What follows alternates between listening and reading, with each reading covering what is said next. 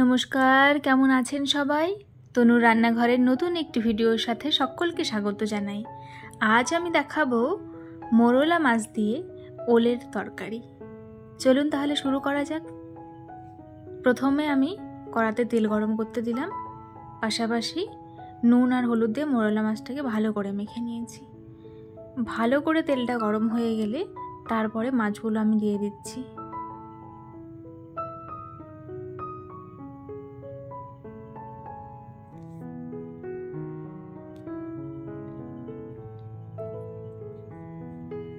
দেখুন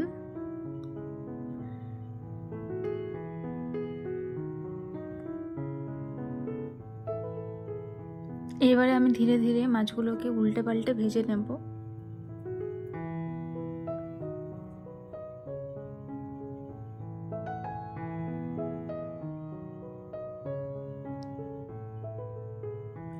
আপনারা অবশ্যই রেসিপিটা বাড়িতে একবার ট্রাই করে দেখবেন।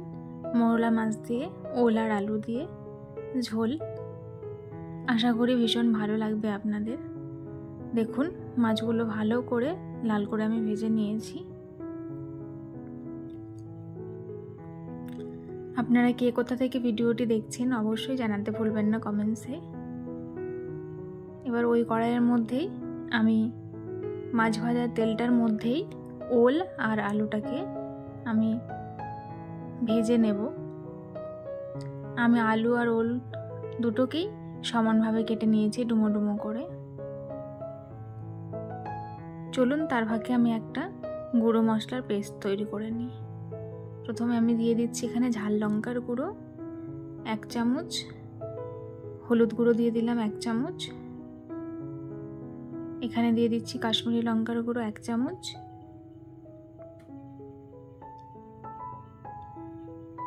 এরপরে আমি দিয়ে দিলাম ধনে গুঁড়ো 1 চামচ, আর দিয়ে দিলাম জিরে গুঁড়ো 1 চামচ, আর তার সাথে এখানে দিয়ে দিচ্ছি 1 চামচ আদা জিরে বাটা। এইবারে আমি কিছুটা জল দিয়ে ভালো করে এটাকে গুলে নেব। আপনারা আপনাদের প্রয়োজন অনুযায়ী এই জিনিসগুলোকে বাড়িয়ে কমিয়ে ব্যবহার করে নেবেন।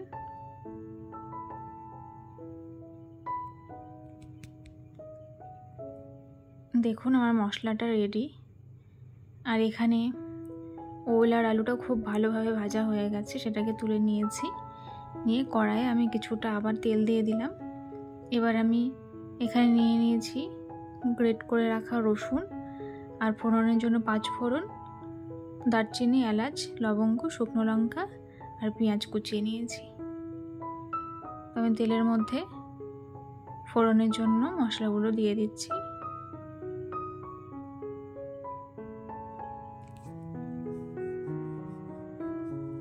এরপরে আমি এখানে পেঁয়াজ কুচিটা অ্যাড করে দিলাম।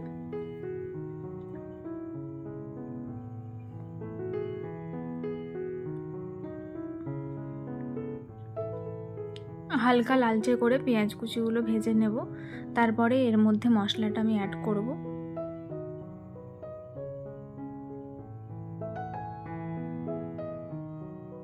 এইবারে আমি পেঁয়াজের সাথে গ্রেট করে রাখা রসুনটাও দিয়ে দিলাম। এরপরে আমি যে মশলাটা করে রেখেছিলাম সেইটা দিয়ে দিচ্ছি। কিছুক্ষণ কষাবো এটাকে, কাঁচা গন্ধটা যাওয়া অবধি। তেল ছেড়ে আসবে, তারপরে আমি ওল আর আলুটা এর মধ্যে অ্যাড করে দেব। সাথে দিয়ে দিচ্ছি এখানে স্বাদ মতন নুন।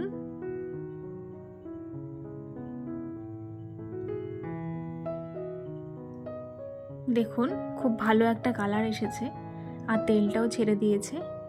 এখানে আমি ভেজে রাখা ওল আর আলুটা দিয়ে দিচ্ছি। এইবারে ধীরে ধীরে আমি এটাকেও ভালো করে হালকা একটু জল অ্যাড করে কষিয়ে নেব, যাতে আলু আর ওলটা ভালোভাবে সেদ্ধ হয়ে যায়।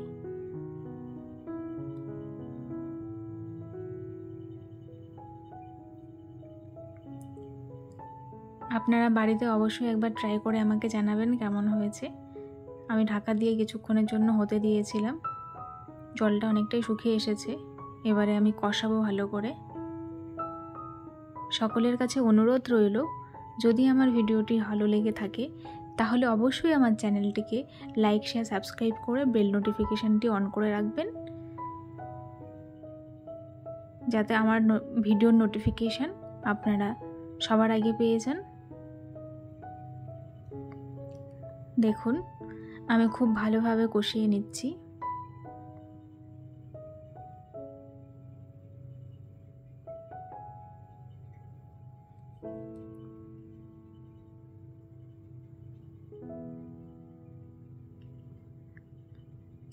আলু এবং ওল দুটোই ভালোভাবে সেদ্ধ হয়ে গেছে। এবারে আমি প্রয়োজন অনুযায়ী এখানে ঝোলের জন্য জল দিয়ে দিলাম। 1 গ্লাস মতন গরম জল দিয়ে দিয়েছি আমি। সাথে এখানে 2টো চেরা কাঁচা লঙ্কা অ্যাড করে দিলাম। এবারে কিছুক্ষণ ঢাকা দিয়ে হতে দেব। দেখুন ভালোভাবে ফুটে গেছে ঝোলটা। এবারে মাছটা আমি অ্যাড করে দিচ্ছি।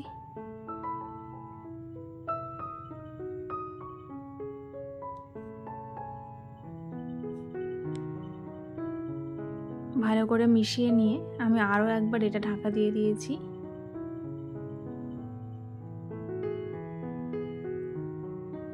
এবারে আমি 1/2 চামচ মতন গরম মশলা গুঁড়ো দিয়ে দিলাম। এটা প্রায় হয়ে এসেছে। দেখুন কত সুন্দর একটা কালার এসেছে। এটাকে ঝালও বলা যায়, ঝোলও বলা যায়। দেখুন মৌরলা মাছের ঝোলটা আমার রেডি হয়ে গেছে। সকলে খুব ভালো থাকবেন, সাবধানে থাকবেন। দেখা হচ্ছে নতুন ভিডিওর সাথে। ধন্যবাদ।